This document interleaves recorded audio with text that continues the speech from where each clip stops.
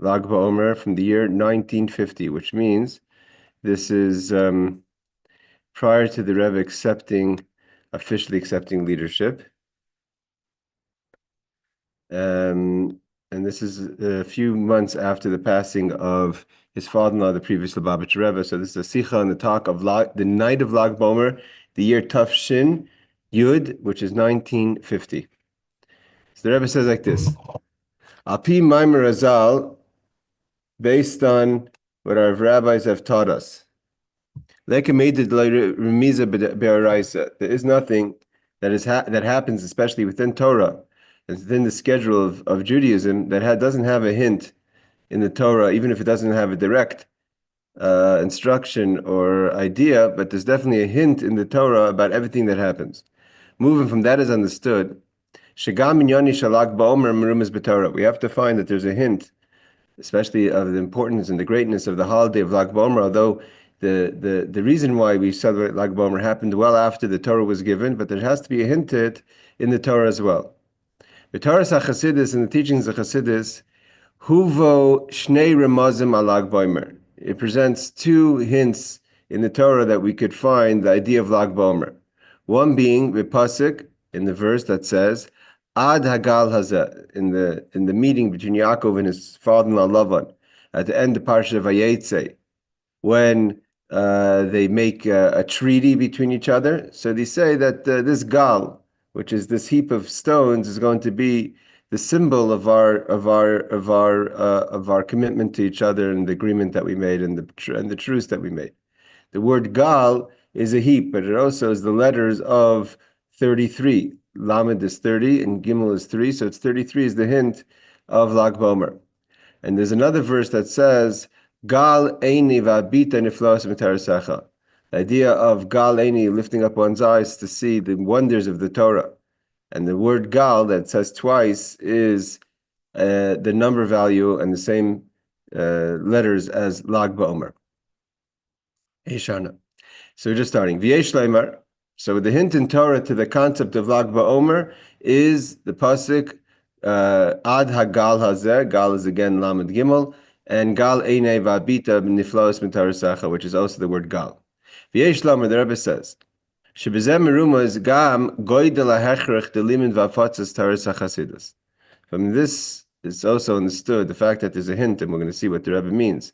The importance of learning, and not just learning, but spreading the teachings of Chassidus, which is in Yanish Lag BaOmer. That's the idea of Lag BaOmer. The Rashbi, Reb Shimon Bar Yochai, is the author of the Zohar and the teacher of the secrets and the secrets of the secrets of Torah, which is what Chassidus is Matan Torah the Pnimis HaTorah, because Lag BaOmer is the day, so to say, of the giving of the secrets of Torah. On the day of his passing is when he taught most of his inner secrets. Specifically in our times, how important it is to spread the teachings of Chassidus. And the Rebbe doesn't explain. What is the connection between the hints to Lag BaOmer in the verse Ad Hagal Hazeh or Gal Einai Va'abita Niflaos Mitarasecha to the spreading of Chassidus? So it says like this: Hagal Hazeh or Ad Hagal Hazeh or Gal Hazeh Ad. The idea of this heap that Lavan and Yaakov made as a symbol of their truce. Nemar was said, Kasher Lavan hisig es Yaakov. When Lavan chases Yaakov, he reaches him in his pursuit. Birot v'yachar, as he pursues him. Sha'az, and after there, you could say, kind of a little bit of a confrontation, not a physical one, but a strong exchange of words. So then it says, Vayikcha avanim. So then he took stones, Vayasu gal, and they made a heap. The difference between a gal and a wall is organized stones. Gal is just like a heap of stones in the field. Vayikra Lavan, and Lavan, the father-in-law, called it Yigar Shahadusa, which is the translation of Aramaic, I guess, of a heap of stones, and Yaakov called it Gal Eid. Hagal Hazeh Eid. This heap is going to be a testimony, from the word Eid is testimony, to the agreement they made. Imani loy avar elechas Hagal Hazeh, v'imata loy savar elai Hagal Hazeh l'ra.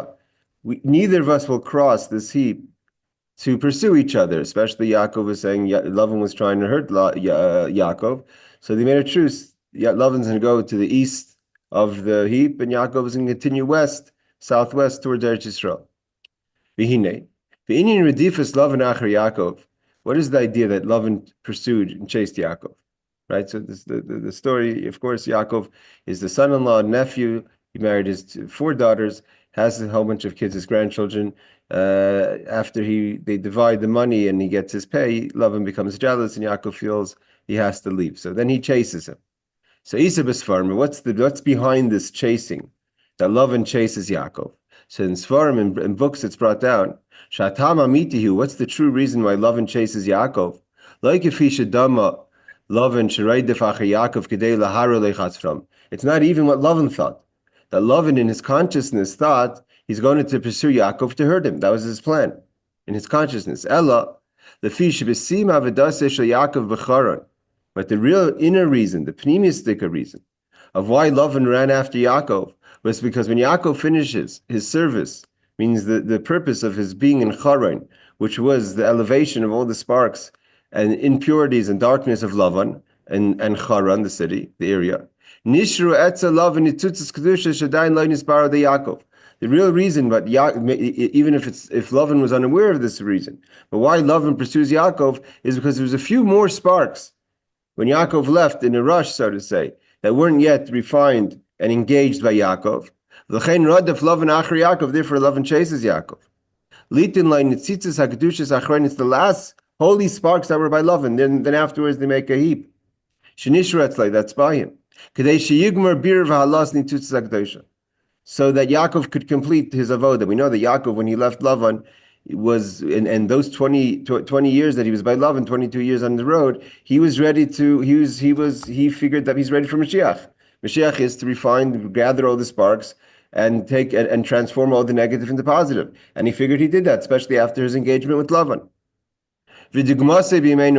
What does this mean today in our times? So that happened then with Lavan and Yaakov. So and as in a comparison to our times, which is our times meaning, i.e., ikfis ad Mashiach, where the generation of the heel meaning just as the entry point of Mashiach coming is about to come. As my father-in-law, the previous Rebbe says, about the days that we're holding now. The Rebbe is talking 1950, but that's an extended period of time from 1950 to 1980 to 2025. Mashiach is standing just on the wall, ready to come in. That after we've completed the refinement of Nitzutzes HaKadushais, of this holy sparks, B'chol HaGaliyos, in all the exiles, the Galus HaAchar, into this final exile in all the areas. Tzarech liyasbir HaNitzutzes Achi Achronim. What's left, just like Lavan came back, chased Yaakov for the last few sparks, so too till today we have those last few sparks. Just like when Yaakov and the Beis Yaakov, the house of Yaakov, meaning his wives and his children, so as they're leaving, they completed they needed the last few sparks. And then when we finish the refinement of these last few sparks, then it will come about the promise, the assurance that we've had from our prophets and from the Rebbes in the generations of Esruach Hatuma Avrim in Aretz, that when we get rid of the last sparks and we separate the last sparks from that are giving life to unholiness, so then there'll be no life source for the Ruach Tuma, for the spirit of impurity, and therefore will be eliminated from the world. With the coming Bebias Mashiach Tzedkenu B'meir Amen, with the coming of Mashiach, speed in that time. So the Rebbe says, "V'kivin shenimtzayim b'sim hagalus," because now we're holding the end of the galus. Umevarim hanitzutzes v'achi achreinim, and we're out and refining the last few left sparks, and we could see what happened since 1950 to now. How many places of Yiddishkeit and of all kinds of Yiddishkeit, especially Batei Chabad, Chabad houses all over the world, and shluchim all over the world, and communities all over the world, gathering all those last sparks. Is moving Godel Hechrich Begilu Afatzis Pnim Satar. So it's important because we're holding the end of the Gullus and gathering the last sparks. We have to get ready right now to bring in the teachings and to spreading the teachings and the inner teachings of Torah, Pnimis Torah. So the Rebbe is basically addressing the question: what's the urgency today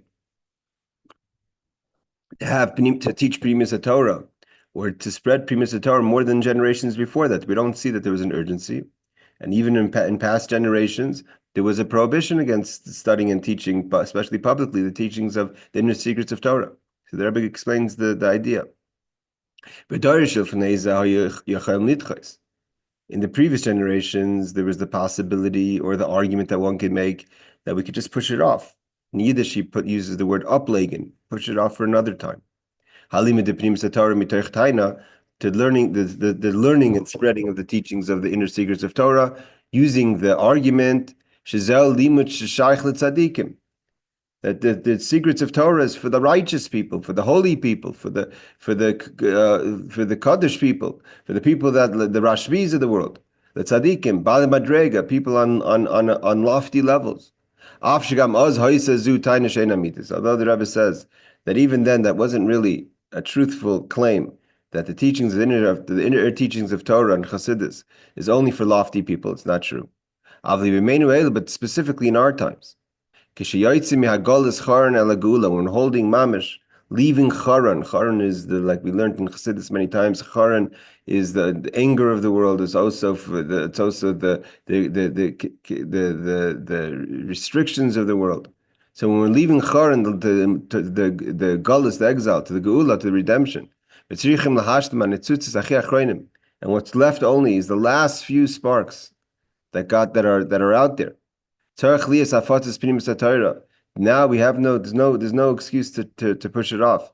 We have to spread the teachings of the inner secrets of Torah ba'ofen in such a way, even the most simple people, should be starting Chassidus. We see that's happened over the Rebbe's guidance the past 75 years. The spread of Chassidus, and specifically in the past 20 years, has spread in a way that's never been before. And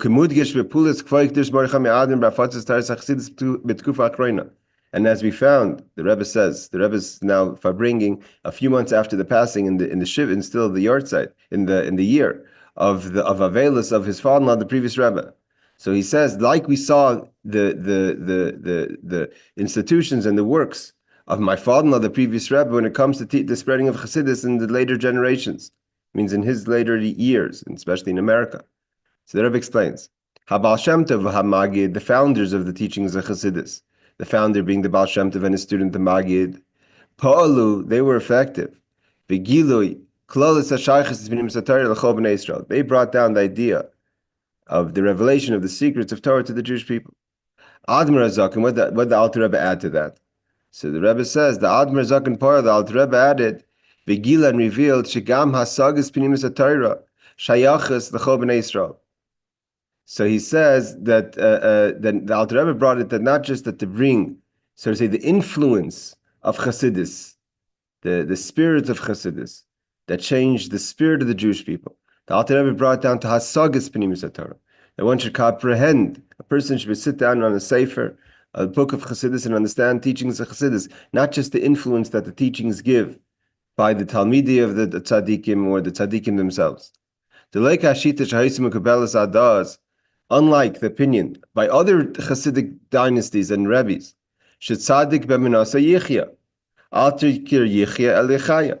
They understood. They learned the verse that says that tzaddik b'menasa yichya, that the tzaddik gives, that the tzaddik b'menasa in his belief he lives. So they say alter kir yichya, don't say that he lives, but yichaya, he gives life. That the tzaddik is the one who learns Chassidus, connected to the inner secrets, and Yechayan, he gives life to his Chassidim. But in Chabad that wasn't accepted. The Alter Rebbe says that the tzaddik will teach you, but you have to learn. You have to understand yourself. And the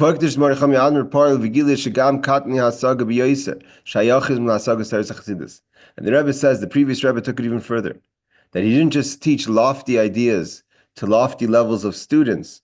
But the previous Rebbe took the high, deep teachings of Chassidus and brought it down to practical, easy language for even the most simple-minded person to understand the teachings of Chassidus.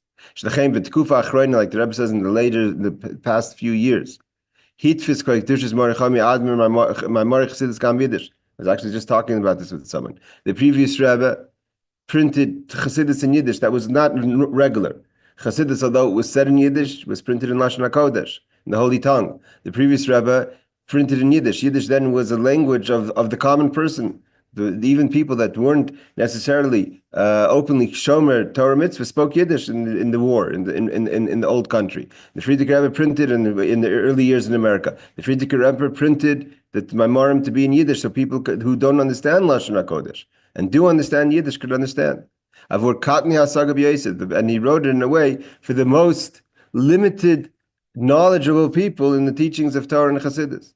But Talmud Dover, and why did he do that? Because to get the last sparks, right? The last slivers are the hardest to get.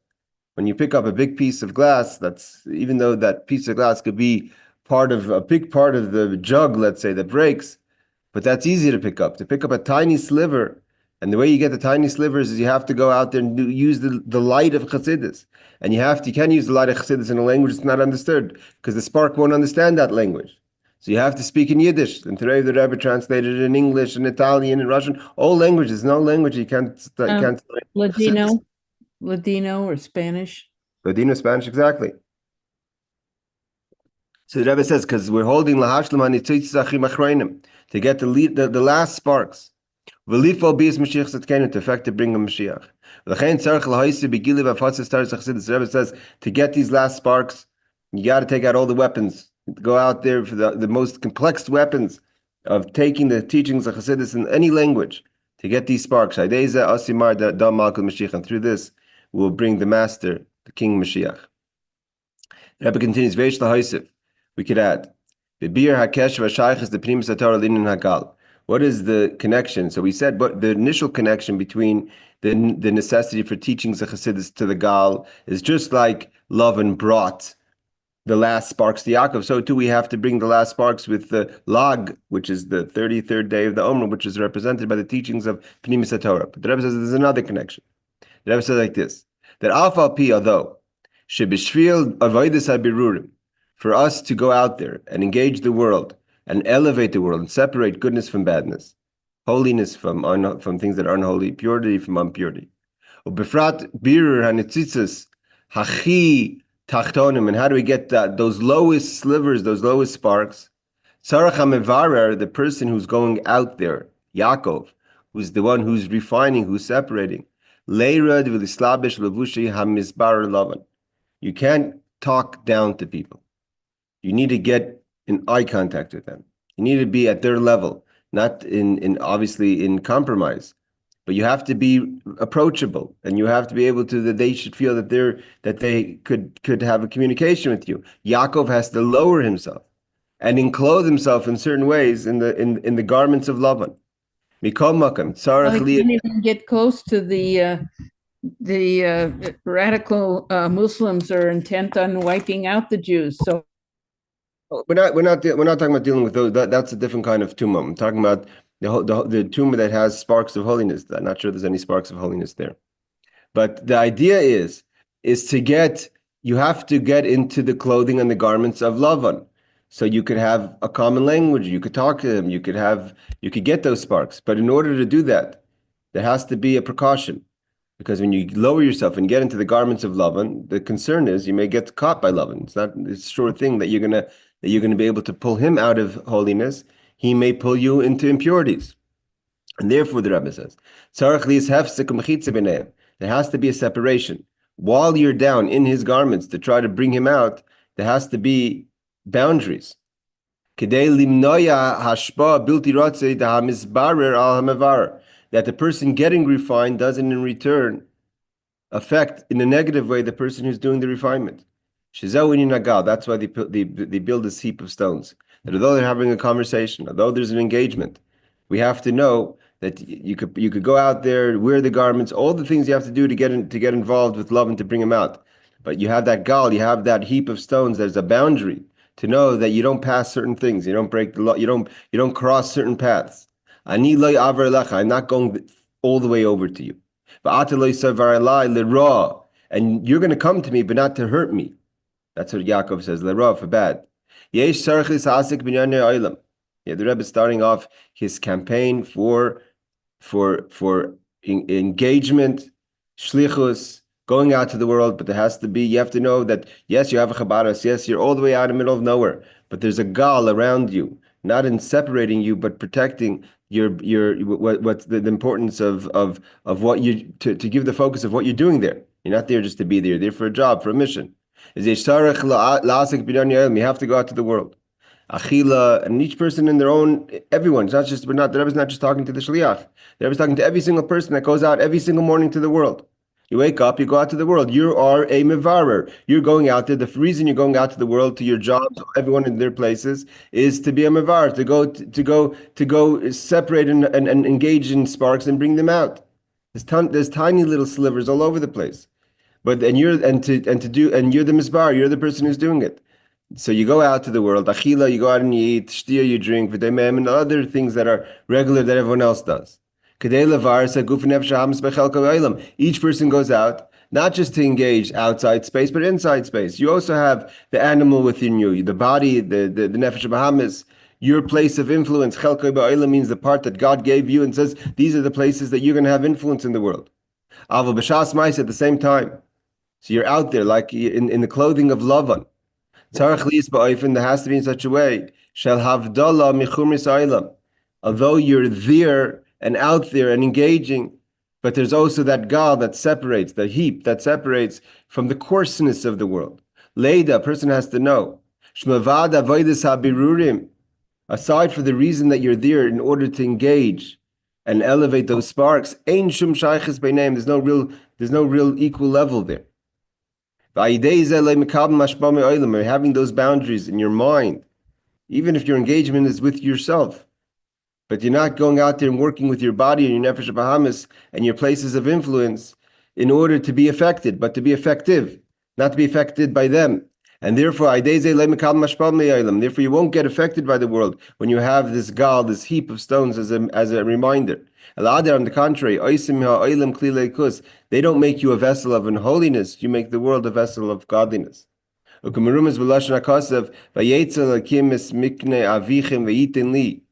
That God took, what did Yaakov say to Rachel and Leah? That the cattle that belonged to Lavan, that were in Lavan's world, right? The cattle represents the physicality, the behemoth, the animal that's out there in the world that belonged to Lavan, now belong v'yitinli, God gave it to me. Now it becomes Yaakov's cattle, holy cattle. It's cattle, that doesn't change. It's the world. But the world becomes a vessel for holiness. So how does a person make an inner heap of stones as a monument to remind him and her of that? Although you're out in the world, you're going to affect the world and not be affected by the world. So where do you get the strength to make the gal? The gal itself, and the gal is a reminder, but where do you have the strength to make the gal, to make the heap of stones, that monument that's going to remind you? That's specifically through the powers of the inner secrets of Torah. When a person learns the secrets of Torah, Chassidus, it's talking about, and it brings awareness and understanding. What is Torah talk? What's Chassidus talking about?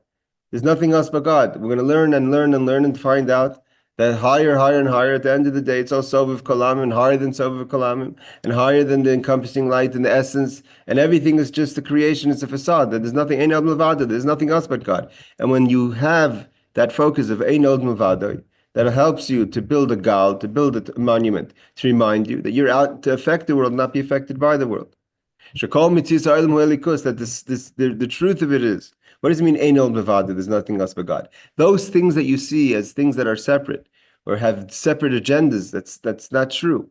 If you go back to the source of everything, everything is godliness, because nothing exists outside of God.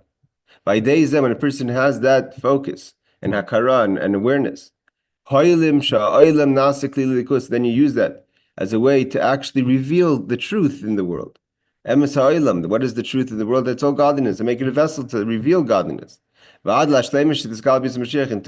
the completeness of this revelation that's going to be with the coming of the day of Mashiach. And this is done through the teachings and the spreading of the secrets of Torah. Like it says about the days of Mashiach, "V'niglech v'od Hashem," the God is going to reveal Himself. V'rol kol basar, and the basar, the material, the flesh, is going to see Kipi Hashem Dibur. That's the word of God that it exists. That's one idea of the Gal. That the Gal is the monument that helps a person stay focused on our mission in the world in every part of our engagement, whether it's with ourselves, our body, our nefesh habahamis, our place of influence, our communities of influence that we influence, etc. Another idea of the Gal, v'oidinim begal, v'kesher v'shachs l'yom Lag BaOmer, to the idea of Lag BaOmer. Again, the word Gal means like a heap of stones with it's the same letters and number value, of course. It's the same letters of 33, the 33rd day of the Omer. That he says, Gal nasim avanim. Like I said before, how do you make a heap of stones? Through stones. That the sons of Yaakov took Yaakov took the stones and made this heap of stones as a monument. What's the idea of a heap of stones? So we learned about this many times in Chassidus, especially in the teachings of the Mittler Rebbe. And the Mittler Rebbe is very much connected to Lag BaOmer, like the Yom Yom of today, of all the miracles that he would perform in the fields on Lag BaOmer. What are stones that is used to make this gal, this heap? That we know that in Chassidus and Sefer Yetzirah teaches us in Kabbalah that stones are words and letters. She'ikr ha'adgasha behem hi lo ya'avanu v'asaga el al toikif avonim the Kabbalah Sol. What's the idea? The idea of the stones is not in the letters itself. Letters on their own has no meaning, and letters not only doesn't have any meaning, it doesn't have any certain meaning. Same letters are used for anything, any communication, any words can either make sense, not make sense, and even if it makes sense, doesn't necessarily mean it has to make it has to make holy sense. So the letters themselves is like a stone which has Kabbalah Sol. That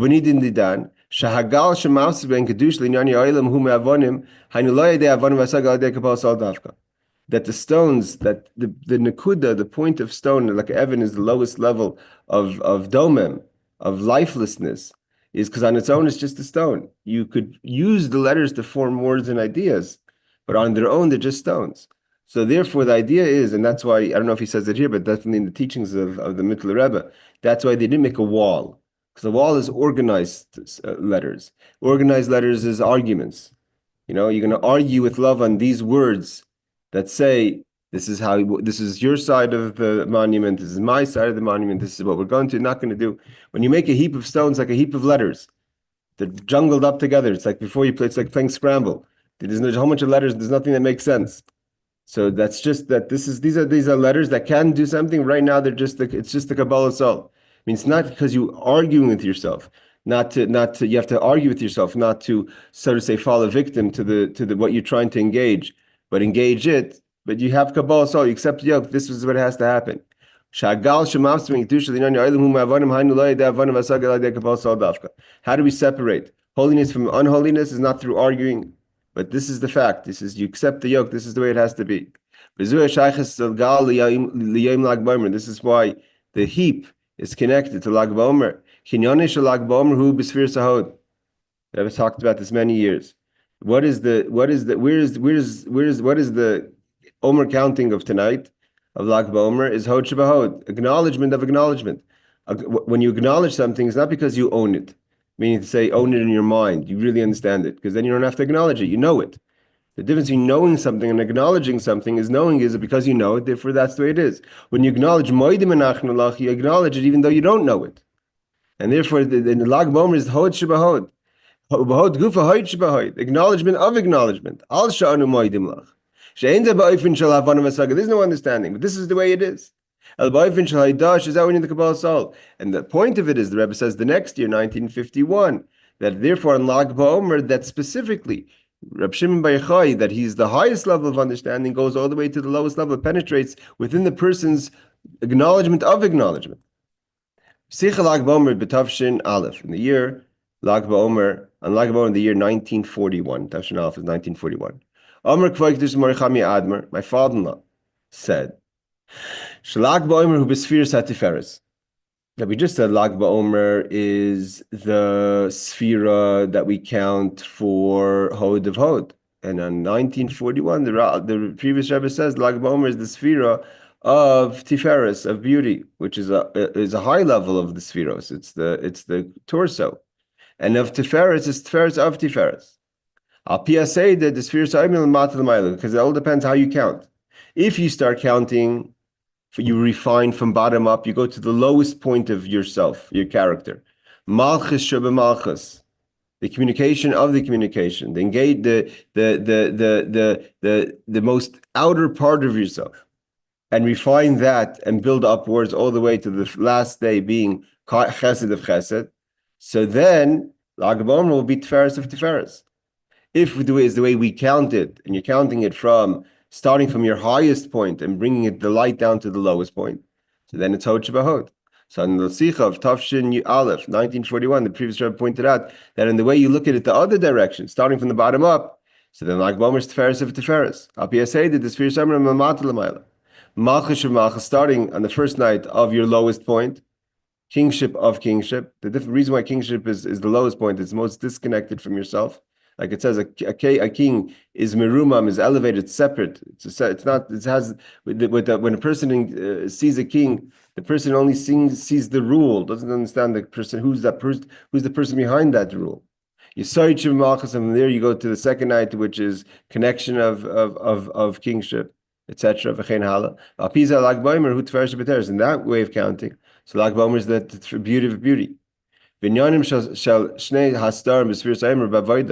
is the difference of how you look at the Spheres Omer? Is it milmayla lamata, from above down, which is the way we focus primarily, which is starting from chesed, our highest point, bringing down, refining our highest point until it penetrates all the way to our lowest point. Mitzad giluyim inyane havodah shapitam v'das. So mitoch havan v'saga v'tayni geshmak. So if you're starting from above down, so that's the idea of the avoda, which is logical, tam v'das, understanding, and geshmak, and enjoyment, which means that you're starting off from chesed of chesed. There you're feeling God, the love of God, the love you have for God, the love for those who love God, and then bringing it all the way down. So you're bringing the light down. It's starting from a high point.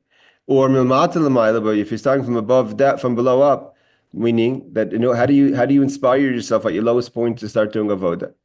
How could the lowest part of yourself that has the least light of your soul, so to say, that's shining within you, is at the lowest point, is malchus and malchus?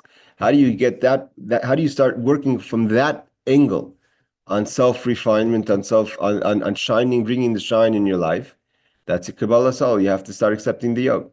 I mean, you're doing it because you know this is what you have to do, even though you're not feeling it yet, because you didn't get to your feelings yet. You're not servicing God from understanding, comprehension, and enjoyment, because you didn't get to enjoyment. Enjoyment is right before Shavuos, is on the 49th day. You start working on yourself because this is what has to be done. So there's different ways to look at it in the avoda. If you're starting from the place of your highest point, and refining that, strengthening that, enhancing that, encouraging that, and pushing that downwards to the lower level, until you get to the 49th level. And then by the time you get to the 49th level, you've brought that pleasure and understanding into the lowest level. Or you start with Kabbalah Sol because you have no life. I mean life, no chayis, no excitement, because you're at your lowest point, but you're doing it anyways because that's what Hashem wants. Then there's values in each way of avoda. So how do we understand the two avodas? Because the avodah that we're starting from the top, from the place of chayas, the place of life, of excitement, starting from the highest point of our character, chesed shebechesed. So then Lag BaOmer is the Hod shebahod. It reaches all the way down to the acknowledgement of an acknowledgement. That means when we reach the point in ourselves, the only way we can still stay connected is we acknowledge that we have to acknowledge. We don't even know that we have that we don't even have a comprehension in the acknowledgement. So that's one way of Lag BaOmer. Api say the from above down. V'Tiferes, or is Lag BaOmer the beauty of beauty? Api say the when you're coming upwards. But that means that at the time of Lag BaOmer, you've reached a higher point. So to say, one of the most essential points within yourself, the beauty within the beauty of your character. So you've reached that level on going upwards. Shekasher avoidihi ba'ofin shel hayda mitzat kabbalas ol bevad. Hoyt shebehoyt. And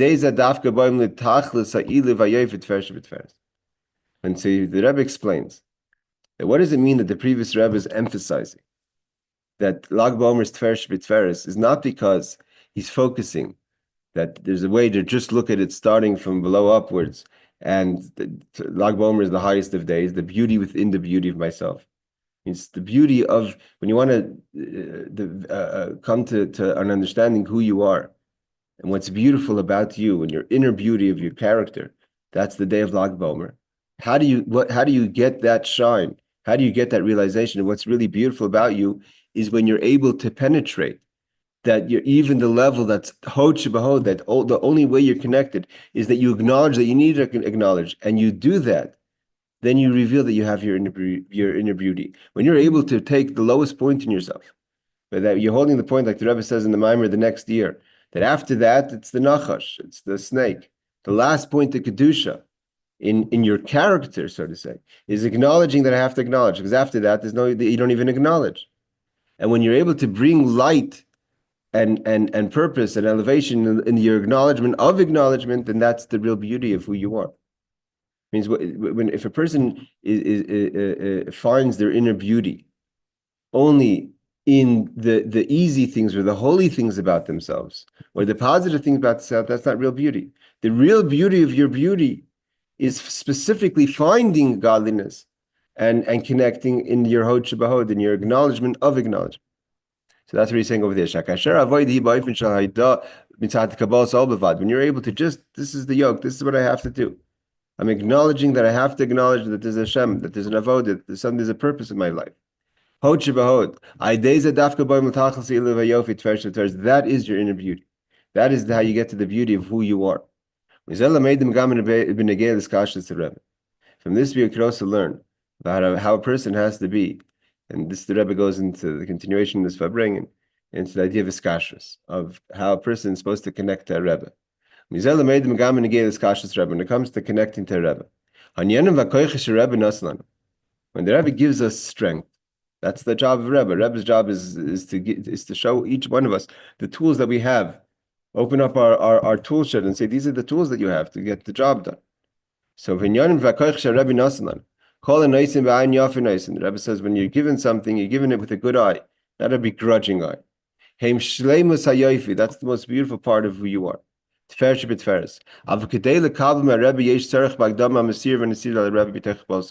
You want to be the person that should be able to receive from the Rebbe the tools that you have and you need to do what you needed to do. It's like hod shebahod comes first, then comes Tveresh B'Tveres. First, you have to be connected to the Rebbe with Kabbalah soul, unconditionally. You don't have a conditional relationship with the Rebbe. When it's an unconditional relationship with the Rebbe, so then the kol hanaisim v'ayin yafei naisa, then you're given all the tools in a way that's your real beauty, hod shebahod. To find your beauty, you has to start with Kabbalah soul. Rebbe naisim v'ayin yafei, the Rebbe gives, the Rebbe says, with a good eye, with a kind eye, even those who are not worthy. Some people don't even have the right to open their own tool shed. Again, the Rebbe always said, he's not giving you things you don't have. You have them inside you.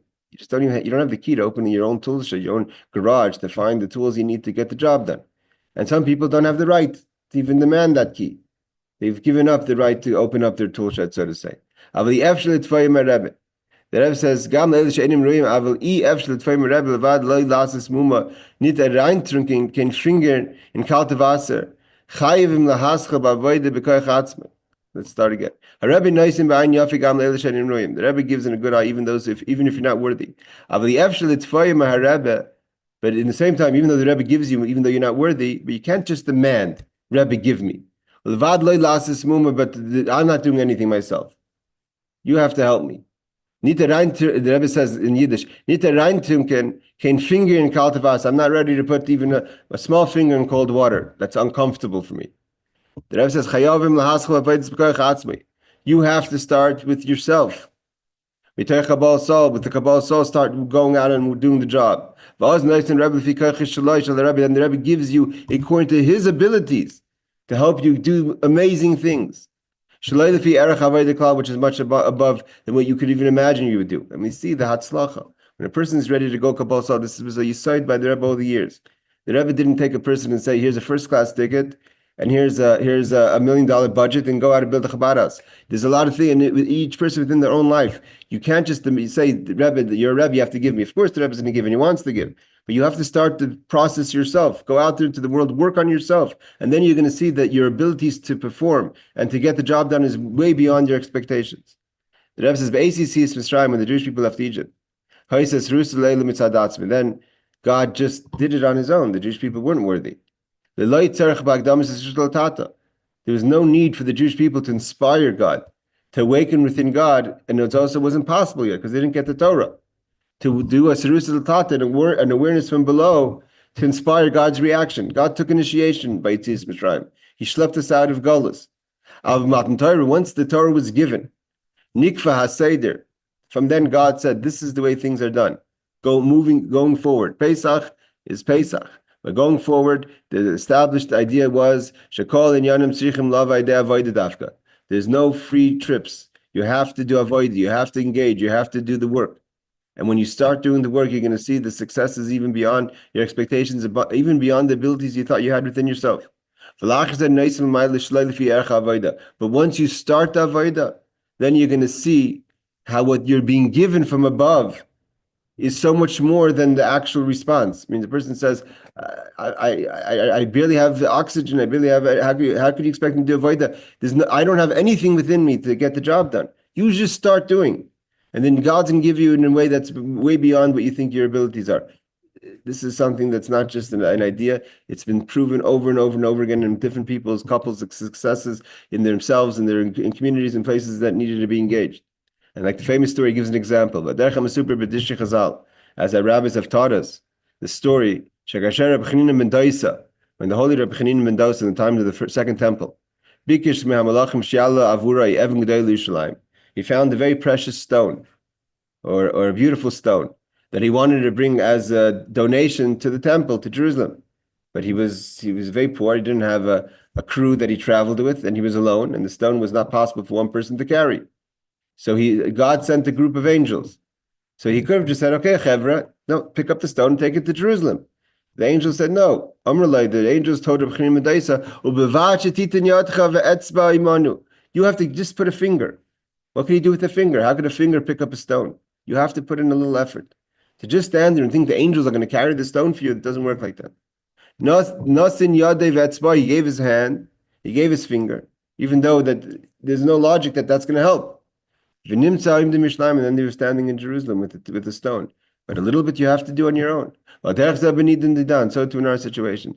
You have to give over to the Rebbe with Kabbalah Sol, with your unconditional acceptance of the yoke, above your understanding, your acknowledgement of acknowledgement, and then you're going to see Tfer Shebitferes.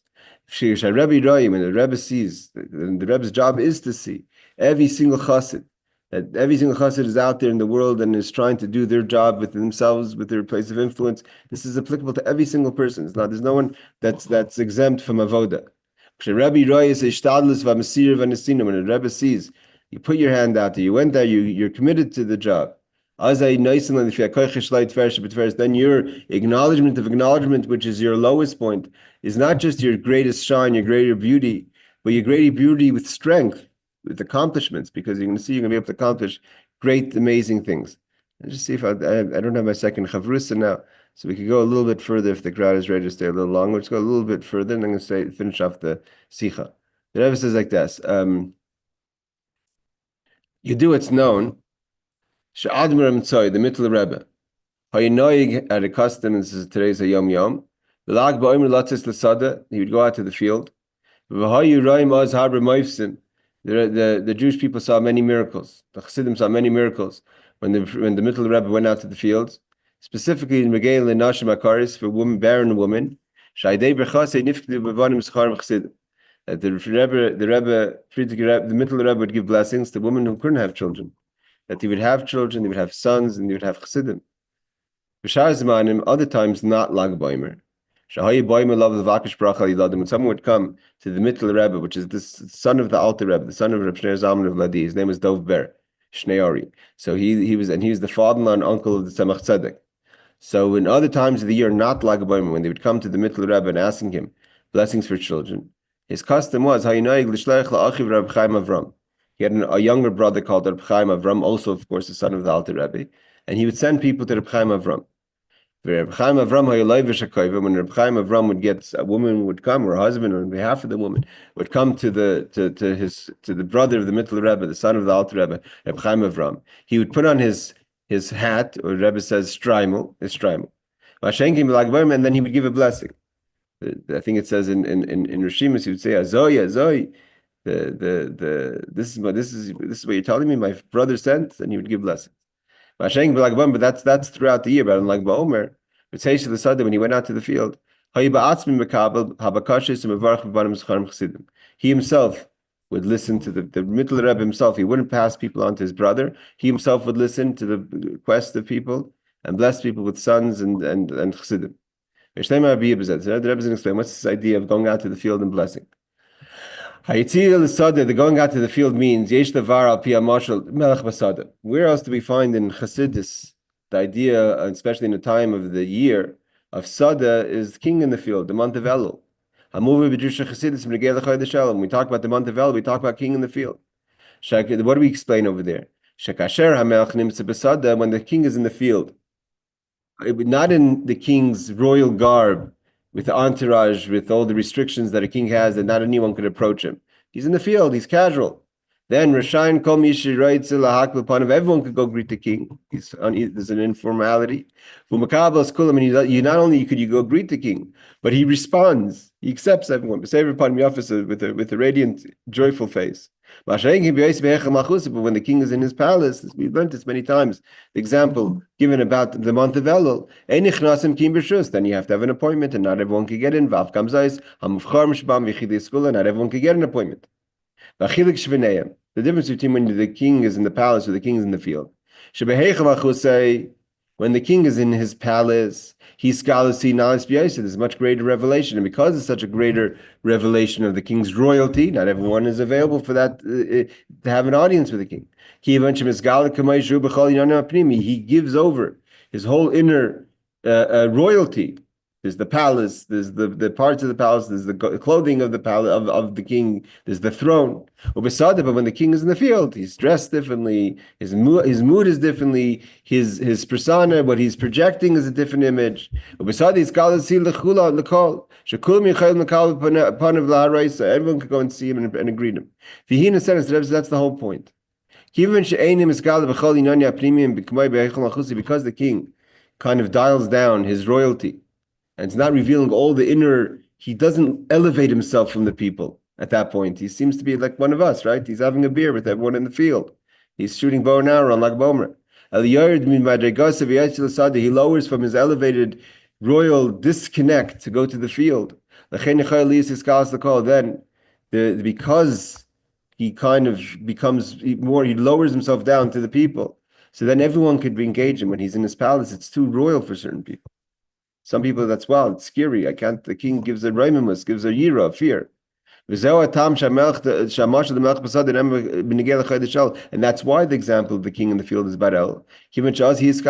Because that is a time everyone can approach God. So too, the Rebbe is saying that's what happens now, Lag BaOmer. That in Lag BaOmer, the Mittel Rebbe would go out to the field as the idea to be approachable. And then he would engage all the women that he needed in their questions for blessings. This is the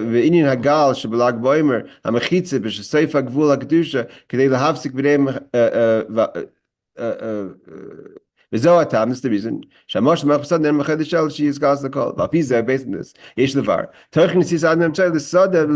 why do you go on Lag BaOmer? You could have gone on any time.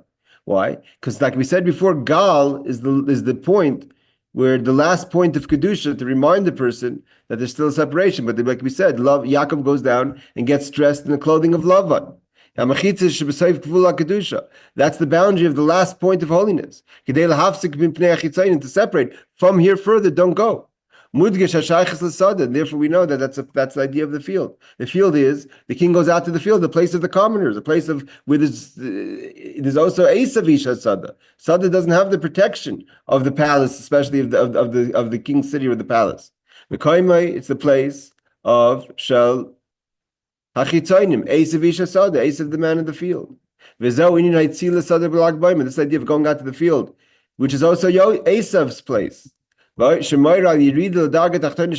have to go to the lowest places, the furthest place you could go. In such a place that in order to remind you not to go further, you have to put a monument, the gal, the heap of stones. That's how far you have to go to be able to engage another person. And therefore we saw miracles. Why? Because regularly the Mittler Rebbe, so to say, the level of kedusha of Lag BaOmer would be beyond for us to comprehend the miracles. But there, people saw the miracles. That wasn't the Mittler Rebbe's thing to do miracles. He was teaching. The Mittler Rebbe would teach the most lofty ideas of Chassidus. He would speak for hours, 8-9 hours would be a single discourse. For the Mittler Rebbe to show a miracle, that's a lower. He had to lower himself to deal with petty issues. I mean, it's not petty, God forbid, someone's need for children, but to deal that has to make a miracle. A miracle is a petty thing for a tzaddik, right? He said that the Mittler Rebbe's daughter said that my father there was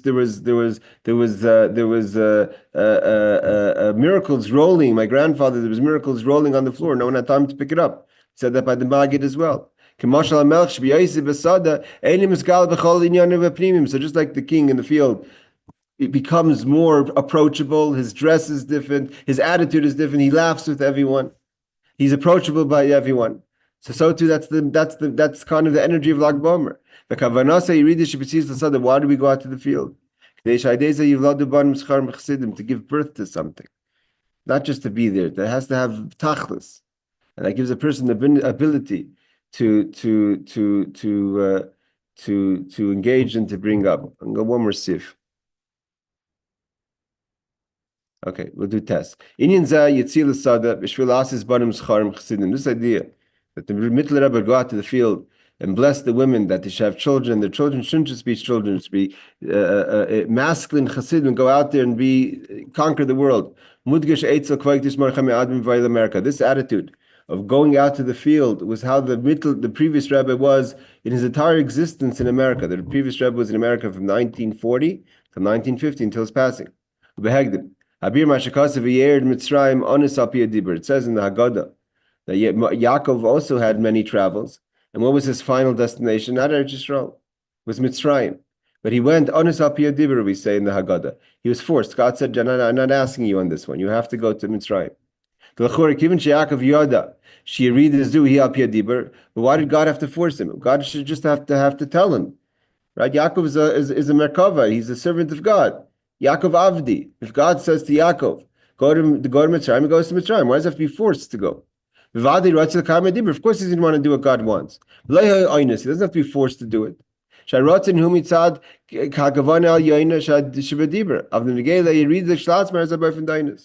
Rebbe says, yes, the idea is to go down. Of course, I'm going to go down. That's what God wants. But the idea of going down has to be forced. I mean, to say, for me to go out of a place of holiness, for me to go out of Eretz Yisrael, for Yaakov to go out of Eretz Yisrael and to go to Mitzrayim, there's a purpose, and I'm going to go for that purpose. The eines part of it, the forcing part of it, is the connect I still have to Eretz Yisrael, knowing that this is Mitzrayim. Don't think all of a sudden Mitzrayim is Eretz Yisrael. Mitzrayim is not Eretz Yisrael. Mitzrayim is Egypt, the Everest Aretz, the lowest place in the world. It's an honest. I'm there by force because a Jew belongs in Eretz Yisrael. But I have a purpose there. Of course, I'm going to go. So too was when the previous Rebbe came to America. America was a place that had nothing going on in Judaism at that time. The tremendous descent that the previous Rebbe had to do to go from what's called the higher part of the globe to the lower part of the globe. Kader is the globe. It's like a ball. That the Matan Torah wasn't even given on the Chatzi Kader Tachton. Where was Matan Torah? On the upper part of the goal of the globe. Meaning the top of the globe is Eretz Yisrael. So for him to go to a low place, to Mitzrayim, that's onus. He's forced. But that's what Hashem wants, because that's how you're going to bring Mashiach. You're not going to bring Mashiach by staying in Eretz Yisrael. Al Piyah Dibur. Like the previous Rebbe said when he came to America, we're not here for Islam because we ran away from the Nazis. We're here, there's a purpose here, to bring Torah to the other side of the globe. The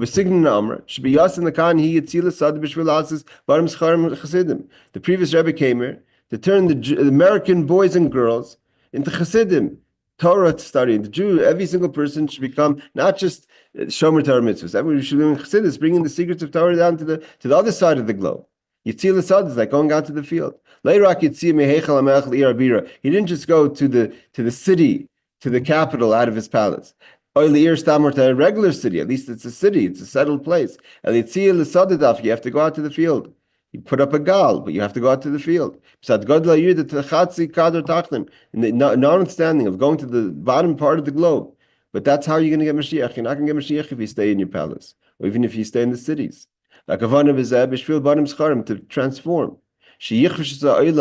Zachar, masculine, means to be people, not just that they receive from the Frierdiker Rebbe, they themselves be, that the men and women of America, the Jewish men and women of America, should become themselves conquerors of tumah, of the worlds of impurity.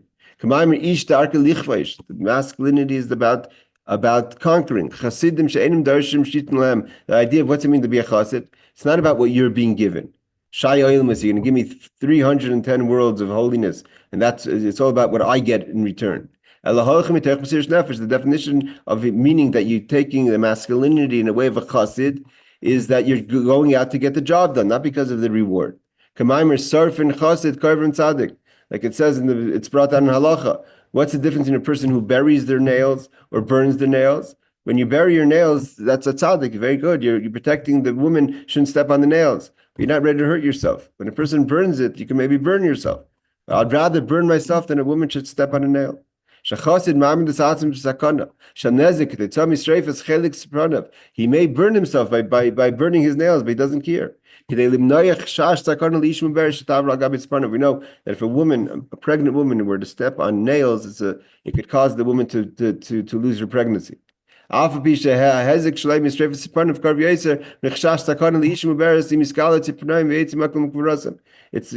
the likeliness to hurt yourself by trying to burn your nails after you cut them is more likely than if you buried the nails and they came out of the burial and a pregnant woman specifically stood over them, the odds are against that. But nevertheless, you're not even ready to take a chance. You don't think about yourself, you only think about the other person. I'm just going to finish with the final part. The Rebbe goes into continue talking about iskashrus, and I just want to finish off. It's a famous part of this talk. The Rebbe says like this. The Rebbe finishes off about the importance of going to the oil, and specifically of going to the oil, and therefore it's a good custom for those who write letters to the Rebbe to write a letter today on Thursday night, Friday, at Lag BaOmer. The Rebbe says like this: the idea of going and praying at the oil of the Rebbe. What's the part of the person's in the oil at a place of burial is the lowest part of the person. It's talking about a body in the earth. That even the lowest place is also connected to the highest place. Like we say when we go to this is part of the prayer we say when we go to a kever. We say in the merit of all the Tanoim, the rabbis of the Mishnah and the rabbis of the Talmud, Asher Itan Moishvam, that are with you in your resting place, and the merit of the righteous people buried here. From this language that we talk about, the Tanoim and the Amoraim, the Mishnah rabbis and the Talmud rabbis, when we mention the tzaddik who's buried in this specific place in Brooklyn, in Queens, from this language we see that where a tzaddik is buried, he's not alone. Other righteous people are with the tzaddik. Tanoim, V'Amoraim, the rabbis of the Mishnah, the rabbis of the Talmud. And specifically when we're talking about today, Lag BaOmer Rashbi, Reb Shimon Bar Yochai. Therefore the Rebbe finishes off, V'chein. Hinini Latzia. The Rebbe says, I'm giving a suggestion. Shemach Rebbe Lag BaOmer, on the day of Lag BaOmer, meaning that year was the Rebbe was bringing the night before, like we're talking now, the night before. Yom Hailul the Rashbi, Yom Simchasei, the day of the Rashbi, the day of his joy. Simcha Chigdal, the greatest joy that he lived. My Simchas Nisuyim, Hilul, it's like a wedding. On the day of Lag BaOmer, it's not like a sad day. Even the day of Moshe Rabbeinu on the 7th of Adar, people fast. No one fasts on Lag BaOmer, like it's brought down. He didn't even want people to mourn the temple on Lag BaOmer, because it's his day of joy. It's his day of celebration. It's a famous story of the student of the Arizal, who would every day mourn the would say Nachem. Every day he would say the tefillah for the destruction of the temple. He once said it on Lag BaOmer, and Rashbi says, "Why are you raining on my party? Why are you crying? This is a day of joy. Don't even cry for the temple." It's a story brought down. Is Yisu Kulam? The Rebbe suggests that everyone should go to the oil. Shasham Nimtza Gam Rashbi. If you want to be with the Rashbi is in the oil. And you finish off blessing everyone with different blessings for different things. He brings down over here that about Ashiris and other things. So I want to bless everyone again. Thank you for joining. Good Shabbos. And everyone should take an opportunity like BaOmer to connect to our inner spirituality. Good time to write a letter to the oil if you're in New York, to go to the oil. We should see miracles and Nisim V'Neflayos, miracles and wonders. Laila Tov, everyone, and good Shabbos. Good Shabbos.